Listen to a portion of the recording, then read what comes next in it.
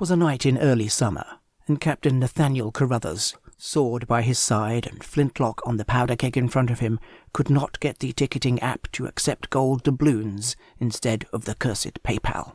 "Tell me why I should not murder the man who said Google Wallet was just as good," he bellowed, as he flung his Galaxy A26 into the air and mounted his stallion.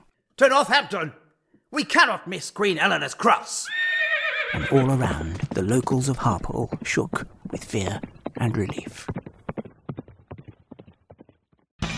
Yes, this Friday, 8th of May, see Queen Eleanor's Cross as part of the lineup for Voidfest 2026 at the Lab in Northampton.